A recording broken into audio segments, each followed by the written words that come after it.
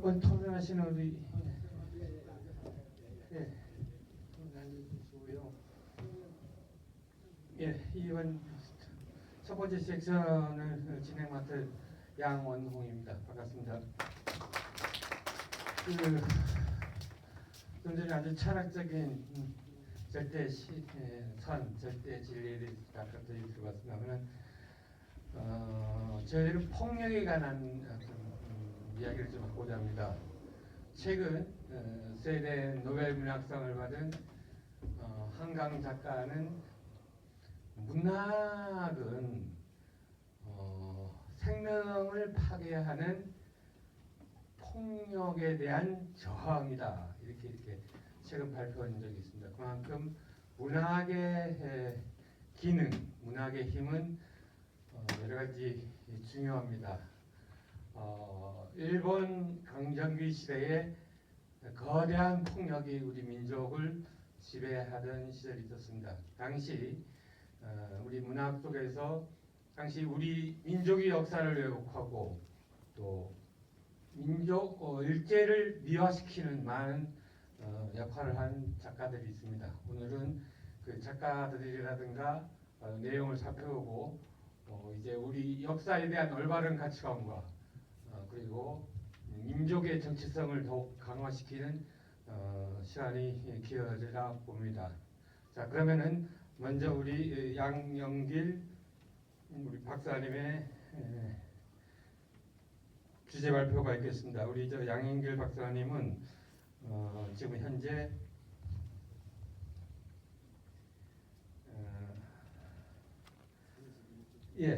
돌과 바람 문학회 회장이기도 하시고요.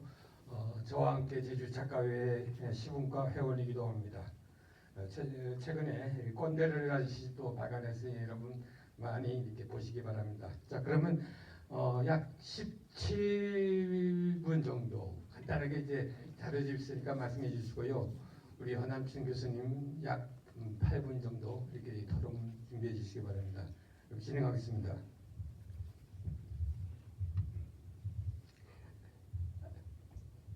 네, 안녕하십니까. 양영길입니다. 앉아서 진행하겠습니다.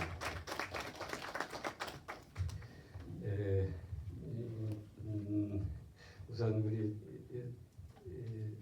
진행하시는 분께서 한강 작가의 노벨 한강 작가에 대한 이야기했는데, 우리 한강 작가 이건 노벨상 수상을 축하하는 박수를 크게 쳐주시면 더 이 자리가 더 끝나지 않습니다. 제가 좀 문학 교수를 하다 보니까 한강 작가의 노벨상 수상이 이보다 더 기쁜 일이 어디 있겠습니까? 그리고 웹 소설에서는 독자가 좀 답답한 것을 일컬어서 고구마 먹이다라고 하고, 독자가 좀 시원하게 이렇게 하면 그것을 우리는 사이다 먹이다라고 합니다. 우리 세상이 좀 복잡하고 좀 어저께 어떤 그준 씨가 텔레비전에서 그 30분 동안 떠든 거는 저 고구마를 그렇게 먹어서 그냥 숨을 쉴 수가 없었는데, 한강 작가의 그 노벨상 수상은 큰 사이다 같은 느낌이었습니다. 좀 부드럽게 진행하기 위해서 우리 조영배 교수님이 이제 좀 전에 아주 참여에 대해서 크게 말씀해 주셨는데, 제가 호주 여행을 갔을 때 산에 간다고 해가지고 이제 등산화랑 이제 장비를 단단히 챙겨갔거든요. 그랬더니 산 꼭대기에 올라가가지고 내려가는 거예요. 올라가는 게 아니고. 그게 그 지질 구조상 평평했다가 어떤 지각 변동이든 뭐든 했다가 협곡이 생기면서 내려가는 거예요. 그러니까 한국 사람이나 이쪽 사람들은 다 산을 하면 올라가는 걸 알았는데, 호주 가니까 거꾸로 내려가는데도 산이더라고요. 그건 마운틴으로 표현 다 됐고요. 또 하나 이제 아까 동화 이야기 많이 했는데, 우리가 어렸을 때 토끼와 거북이라는 동화 많이 배웠잖아요. 이거 그게 뭐 어디서 나온 무한지 이속 무한지 정확히 모르겠지만 이런 불공정한 경주가 어디 있습니까? 우리 사회를 그렇게 아주 그냥 불공정한 가진 자의 중심으로 이루어진 사회라는 걸 생각하면 참 답답하기 그지없습니다.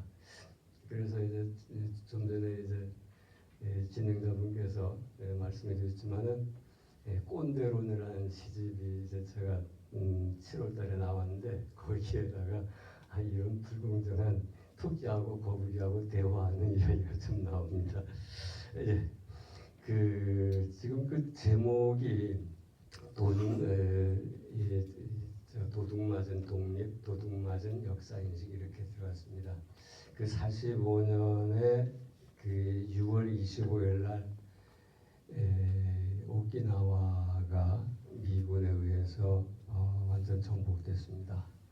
그때 오키나와 주민 16만여 명이 희생되었는데 미군이 상륙하니까 저항을 하거나 쫓기면 달아나가다가 절벽에 투신 자살하는 사례까지 막 발생을 했고 일본인들이 숨어 있는 곳에 이제 같이 숨겨달라고 하면 일본 놈들한테 총살까지 당하면서도 미군을 피했습니다.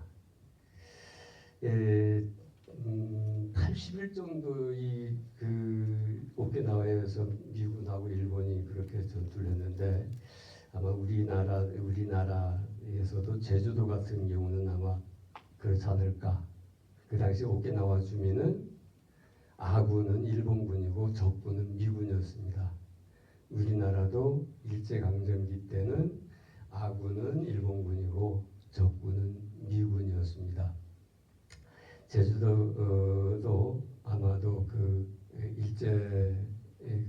일제강점기 제주 역사를 지금 제가 좀 쓰기 위해서 자료들을 많이 이제 수집하고 살피고 있는데 그 당시 이제 그 일본 본토를 미군이 10월 초쯤에 들어올 것이다. 그러면 제주도에는 9월쯤에 올 거다라고 해서 전쟁 준비에 만전을 기하고 있었는데 그때 일본군이 제주도에서 대략 한 7만 5천 그러니까 제주도 그 당시 인구는 23만이 안 된 22만 상태였습니다. 7만 5천이 들어왔으니 오죽이나 했겠습니까? 그런데 제주도는 그 오키나와 주하고 달랐습니다. 32쪽입니다. 왜 달랐냐면 일본 군들이 7만 5천이 들어오다 보니까 43년 5월에 북방에 있는 아쯔도가 일본군이 전멸했다는 소식 그리고 44년 8월에 그 괌이 이제 미국에 함락되었다는 것 그 다음에 필리핀이 44년 10월 26일에 함락되었고 그 다음에 B-29기가 일본 본토 공격을 좀 가끔씩 했다는 이야기들을 많이 들었기 때문입니다. 그 다음에 우리 그 45년 2월 14일 날 나라도 근해에서 그 일본 군함 그 해방함 제9호가 미군 폭격에 침몰되고 4월 14일 날에는 한림항에 비양도를 의지상한 피해 있던 해방함 31로 능미호가 침몰해서 504명이 사망하고 160명이 부상당하는 것들을 눈앞에서 보다 보니까 한반도에서 육지부는 후방이었습니다. 전쟁이 후방이었는데 제주도는 최전방이었기 때문에 자기네가 일본 놈들이 빨리 망해서 도망갈 거라고 하는 것들을 알기 때문에 육지부에서 일본에 대한 인식하고 제주도에서 일본에 대한 인식이 많이 달랐습니다. 그렇게 해서 우리가 이제 독립이 되었는데 독립을 사실상 도둑 맞았습니다. 우리가 우리 손으로 이루지 못하다 보니까 그런데 우리는 그러다 보니까 역사 인식도 도둑맞아 가지고 이렇게 됐습니다.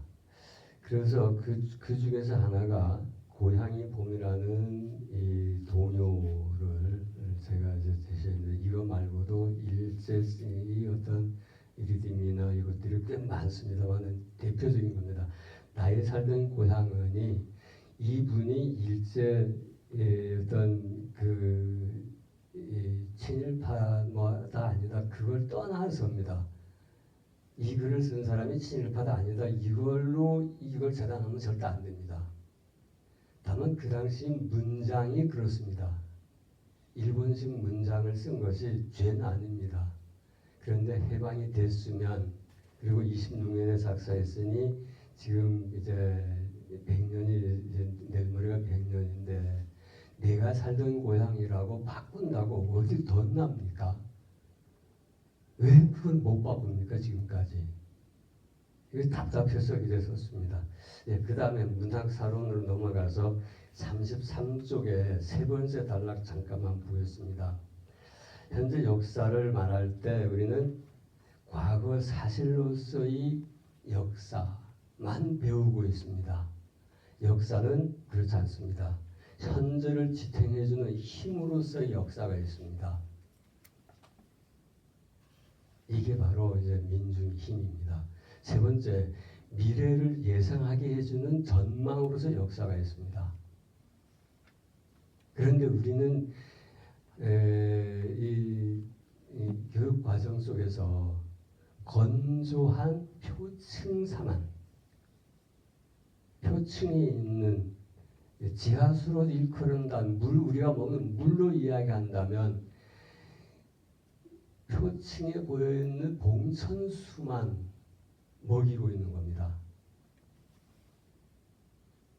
그러다 보니까 이제 그 현재를 지탱해주는 힘으로서의 역사, 미래를 예상하게 해주는 전망으로서의 역사는 역사 철학입니다. 이 역사 철학은 철저히 외면을 했습니다. 그게 역사에서만 아니고 문학에서도 이루어집니다. 그래서 34쪽에 밑으로 두 번째 단락 보겠습니다. 역사를 장기 지속적인 역사와 중기 지속적인 역사 그리고 단기 지속적인 역사로 나누기도 합니다. 단기 지속적인 역사는 좀 전에 제가 말씀드렸듯이 봉천수입니다. 그냥 봉천수나 아니면 하천에 흐르는 물입니다. 그 다음에 그것이 시간이 흘러서 역사는 시간이 흐르면 체라고 하는 시간 하나 체입니다. 걸러져서 지하로 들어가는데 장기 지속적인 역사는 우리 그 지하의 역사의 지하수라고 합니다. 우리가 먹는 지금 삼다수도 지금 과학적으로는 우리 비가 온 다음에 한 50년 후에 뽑은 50년 후에 것을 우리가 먹는다고 하는데 역사는 오늘 것만 아니면 올해 것만 먹고 작년 거는 벌써 얼마나 잊으셨습니까? 그런데 잊어도 좋습니다. 근데 누군가 기록은 해야 되겠죠. 근데 기록을 못하게 하고 기록할 방법을 몰랐던 겁니다. 그래서 심층에 작용하는 힘, 역사의 가장 깊은 곳으로 출발하는 그 역사의 지하수를 퍼올릴 수 있는 역사 서술은 또 어떤 것이 있을까? 이거에 대한 고민들이 아직까지 없었습니다. 그 다음에 36쪽으로 좀 껑충 뛰어가겠습니다. 3.1운동이라는 말은 어떻게 생겨났느냐고 하면 이 당시에는 3.1 만세운동, 3.1 정치운동이라고 제일 처음에는 언론에 보도를 했습니다. 그런데 그 말을 자료를 보도하지 못하게 하고 조선 총독부는 소요 사건이라고 했습니다. 소요 사건이라고 했습니다. 그러다가 이제 3.1 XX 운동이라고 우리는 표현했습니다. 완전 복잡화시킨 거죠. 그러니까 3.1 XX 운동하니까 조선 총독부에서 가만히 보니까 이놈들이 거기다가 독립을 붙이는 것 같은 느낌이 드는 겁니다. 그러니까 그 XX 없애 이렇게 된 거예요. 그게 29년인가 30년인가 제가 이제 옛날에 읽었던 것이 있어서 뭐 찾아봤는데 얼른 못 찾아가지고 그냥 썼습니다만은 그래서 3.1 운동이라고 되었는데 요즘 아이들한테 물어보면 3.1 운동이 뭐 하느냐 모르죠. 왜 압니까? 어떻게 압니까? 앞에 그 운동하면 선거운동도 있고 전보운동도 있고 이렇게 뭐라 써 있어야 근거가 있어야 알 건데 하나도 모르니까 아이들한테 그것도 모르냐고 욕을 합니다. 누가 그렇게 만들었는데 아이들한테 욕합니까? 그 대한민국 헌법에도 버젓이 이 말이 일본 놈들이 시킨 대로 따라 쓴 겁니다. 헌법에까지도 지금까지도 안 바꾼 거예요. 그래서 제가 이제 그 정치인들한테 정신이나 해가지고 제가 아는 국회의원들한테 이것부터 바꿔야 되지 않냐 하니까 다 압니다만 그 헌법 고치기가 이거 쉬웁니까? 그렇습니다. 혹시 여러분 그 조선시대를 이조시대라고 하시는 분 안 계시죠? 그 두 번째 삼순중 마지막 단락입니다만 이조시대라는 말은 일본 놈들이 우리 조선시대를 봉건제 국가시대라고 폄하해서 일시조선을 줄여서 쓴 말입니다. 삼계탕집인가 어느 집에 가보면 2조 삼계탕 하니까 저게 조선을 일시조선 줄인 말인지 아닌지는 모르겠습니다만은 참 거북했습니다. 아니 일개 국가를 한 개 큰 국가를 일개 성씨가 성씨 집단으로 성씨 권력 집단으로 폄훼하는 말인데 그걸 모르고 썼다고 하면은 몰라도 죄죠. 알아야만 죄 아니고 몰라도 죄입니다. 그 다음에 그 불악이라는 말 잠깐 보겠습니다. 불악이라는 말을 결론적으로 말씀드리면 노예가 사는 마을이라는 뜻입니다. 노예 가운데서 최하층 노예입니다. 일본 놈들이 가지고 온 말입니다. 한자 말이니까 좋은 말인 줄 알고 쓰셨는데 아닙니다. 거기 지금 80년대 중반에 일본 여행객들이 와가지고 무슨 불악한 데다가 막 가서 사진을 찍으니까 가이드가 왜 사진 찍냐고 했더니 신기하다는 거예요. 그런데 가이드는 왜 신기하냐고 하니까 뭐 어느 분 말을 안 하고 몰랐던 거죠. 무슨 말인지 몰랐는데 알고 보니까 천민이 그 역사를 연구하는데 최하층민들 그러니까 거주자의 자유도 없고 불황민 이외의 사람하고 혼인할 수 있는 자유도 없어요. 그리고 불황민에게는 이제 길거리를 다닐 때 발목에다가 딸랑거리는 뭘 채웠어요. 우리가 지나가겠습니다. 이렇게 해가지고 그것도 허락 받아가지고 나타나는데 그래서 지금 예 알겠습니다. 그 다음에 49년 3월 4일 날 민중일보가 제주도 4.3에 대해서 4.3 11개월 만에 발표한 거 보면 105불악 겨우 잔존 제주도 사태 이렇게 사건이라고 안 쓰고 사태라고 쓴 거고 불악이란 말이 들리겠는데 밑에는 그림이 그 일본 불악기 역사해 가지고 차별과 싸운 천민 이야기가 나옵니다. 예, 이거 빨리 하라고 해서 하는데 그 역사의 아이러니를 잠깐 말씀드리면 이광수가 친일반대 백범일지를 이광수가 윤문했습니다. 참 안타까운 일입니다. 그 다음에 계몽운동하면 참 좋은 거지 않습니까? 일제시대에 그 러시아의 분화로드 운동을 기점으로 그 계몽운동을 했는데 그 스탠스가 일본을 모델로 한 계몽이었습니다. 그러니까 우리 민족 자존을 짓밟는 계몽인 거죠. 그러니까 얼마나 잘못되는가를 말씀드리고자 했습니다. 그 다음에 우리는 제가 우리 그 한국 문학에 대해서 잠깐 보면 40쪽에 두 번째 이 해외에서 바라본 일제 강점기 문학한 것을 잠깐 보겠습니다.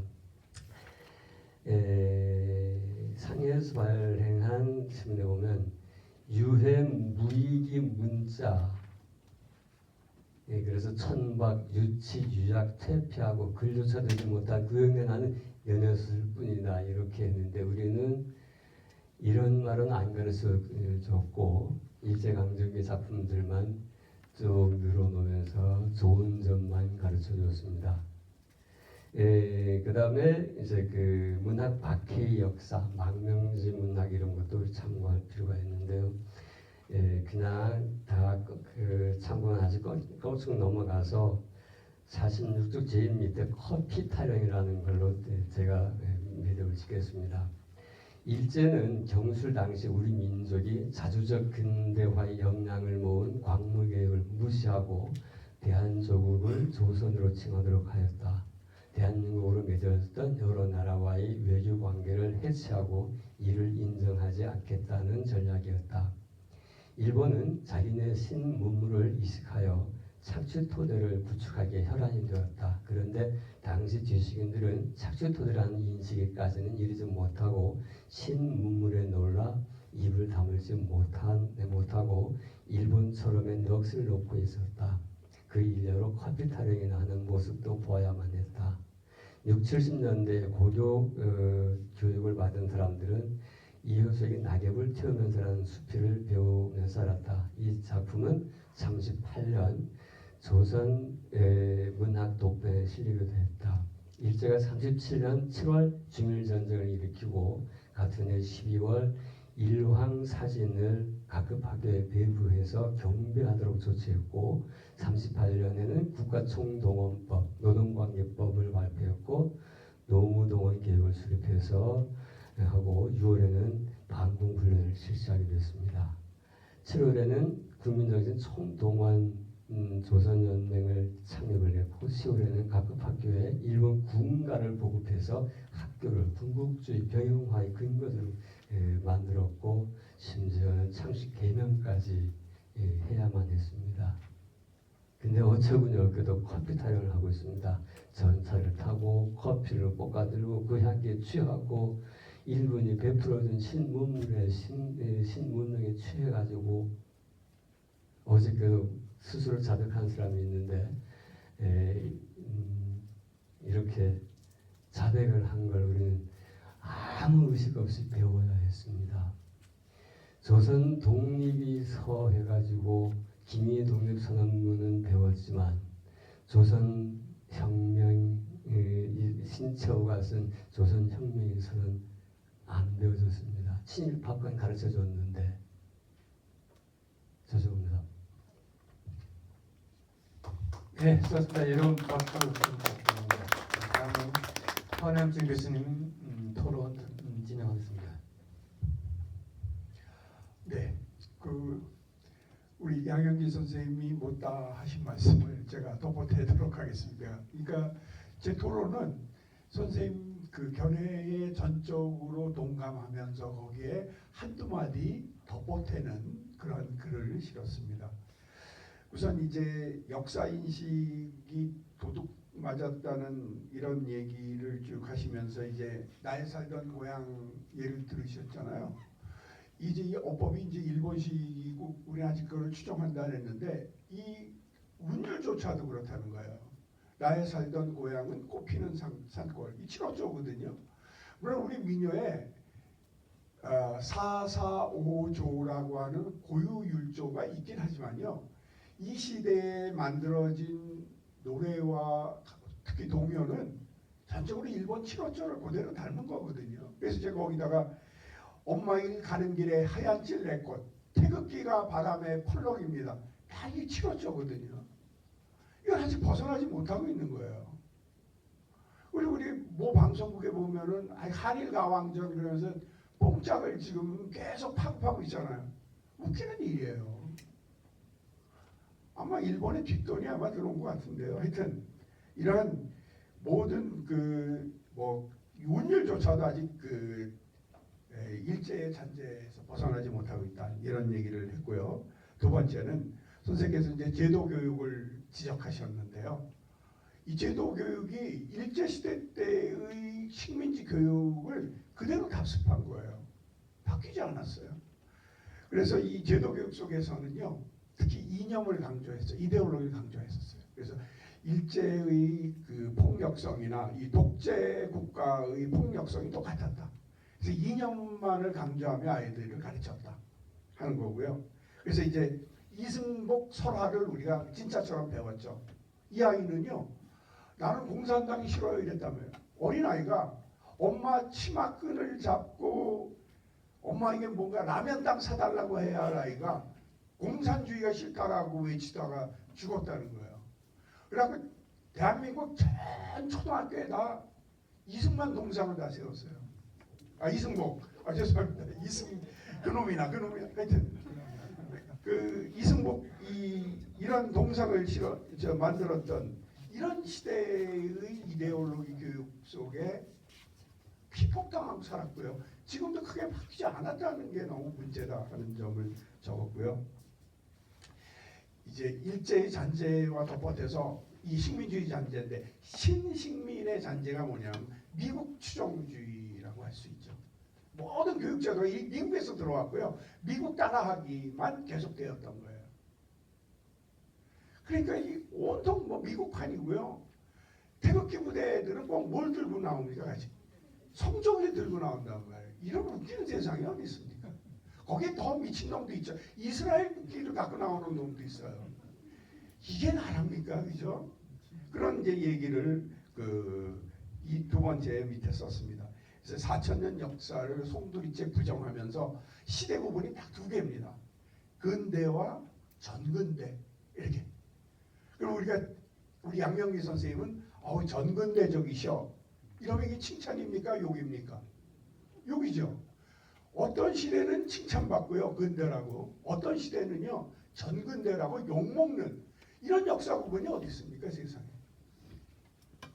이런 처참한 교육이 아직도 되고 있다라고 하는 점을 정말 뼈 깊이 반성해야 한다 이런 생각을 했고요. 세 번째는 이 분단과 이 통일 문제입니다. 우리 이제 양영지 선생님이 이제 제시해 주셔서 제가 한 줄만 읽겠습니다. 민주화가 된 지금도 북한과 친북 세력 혹은 종북 세력 운운하며 친위 쿠데타가 벌어지는 세상에 살고 있다. 정말 웃기지 않습니까?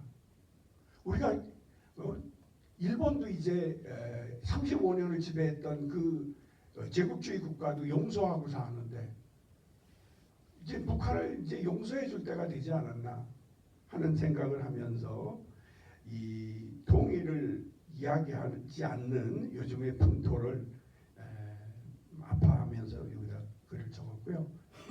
네 번째는 아까 우리 양희 선생님이 이조 불악 이런 이제 일제 용어들을 얘기했잖아요. 뭐 이것만이겠어요, 그죠? 아주 많은 것들이 이제 있겠죠, 그죠? 일본이 철도를 놓아주고 공장을 지어준 것이 한국 근대화의 토대가 됐다. 그 이제 아까 말하는 뉴라이트들의 공통된 의견이에요. 뭐 오감만 했느냐? 도움도 줬다. 그 도움은 인정하자 이런 거예요. 저는 그 도움조차도 이제 극복해야 된다라고 생각하는 거죠. 근대라고 하는 시대 자체를 이제 극복해야 하는, 우리 아까 조영배 선생님이 이제 탈근대, 포스트 모던 얘기를 하셨고 사고의 전환 얘기를 하셨는데, 근대를 칭찬하는, 근대에 머무는 생각을 이제 뛰어넘어야 한다는 거죠. 탈근대의 패러다임이 필요한 시대예요. 근대의 뭐 장점, 근대의 뭐 가치 이런 거 이제 더 이상 논하지 말자는 거예요. 근대가 우리 인류에게 해준 게 뭐가 있어요? 농촌에서 행복하게 잘 살던 사람들을요, 무작정 끌어다가 도시로 노동자로 만들고 불행하게 만든 역사가 근대예요. 제국주의가 식민지 국가에 가서 인간을 노예로 만들고 마음대로 부려먹고 죽이고, 이게 근대예요. 그래서 이제 근대를 벗어나는 패러다임으로 우리의 역사가, 그리고 우리의 교육이 진행돼야 한다는 생각을 했고요. 이광수와 최남선을 이제 이광수 얘기를 하셨으니 저는 이제 최남선 얘기를 합니다. 여러분이 늘 교과서에서 배웠던 근대시의 시초 혹은 신시의 시초, 해에게서 소년에게. 근데 그 해가 뭔지 아시죠? 바다해를 그렇게 해에게서 소년에게라고 썼어요. 이게 왜 근대시인지 아무도 동조를 안 하는데 대한민국 교과서는요, 이게 근대시의 시초라고 가르치고 있어요. 천하의 잡놈 아닙니까, 최남선이요. 근대사에서 지워야 되는데 그 문학을 두고 뭐라 그랬냐면 근대시의 시초 이렇게 얘기하고 있어요. 아닙니다. 절대 아니고요. 문학사적 가치도 하나도 없어요. 읽어봐도요, 의미가 뭔지 전 아직도 몰라요. 우리 애들은 당연히 모르죠, 그죠? 그냥 암기만 할 뿐이에요. 이런 웃기는 세상이라고 하는 거죠. 아직 식민자제가 청산되지 않았다, 이런 얘기를 적었고요. 6번째는요, 실증주의 얘기인데요. 선생님 이제 실증주의의 장점 얘기를 하셨고, 이제 단점 얘기를 하면서 한국 사학계의 실증사학의 문제점 이런 걸 얘기하셨어요. 식민사관의 극복에 미흡하고 식민지학의 틀을 벗어나지 못하여 연구 결과가 당파적 이익을 반영할 가능성이 컸으며 지배집단에 의해 정책적 보조수단으로 이용되기도 했다. 이 사학의 실용주의 정말 문제입니다.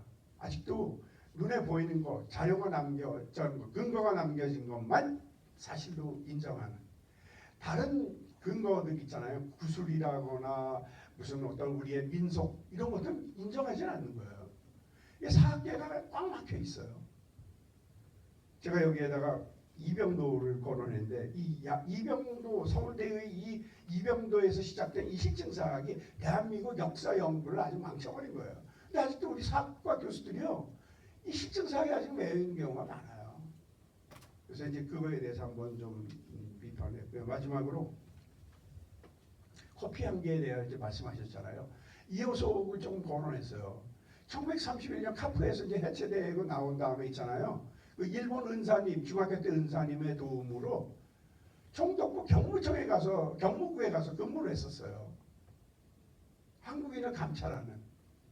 욕 먹다가 할 수 없이 이제 처갓집이 있는 데 가서 경성농업학교 영어교사를 했던 사람이고요. 그의 그 인식 속에는요, 그 역사적 실제라는 존재하지 않는다는 거죠. 늘 낭만적이고 퇴폐적인 현실주의만 존재한다라고 하는 거예요. 근데 이거를 가르치고 있단 말이에요. 그의 문학적 배움, 거기 뭐 카카야, 살비아는 제가 살비아의 오자입니다. 살비아, 프롬스, 에스터, 아리아, 서양꽃 얘기예요. 여기서 나는 행복감을 느껴, 이러는 거예요. 호박꽃은 자꾸 보니까 귀찮고 싫다. 이런 게 이호석의 자연관이에요. 우리 교과서를 돌아보면서 이 식민의 잔재를 청산해 옳다, 뭐 이런 생각을 덧보태면서 토론을 마치겠습니다. 고맙습니다.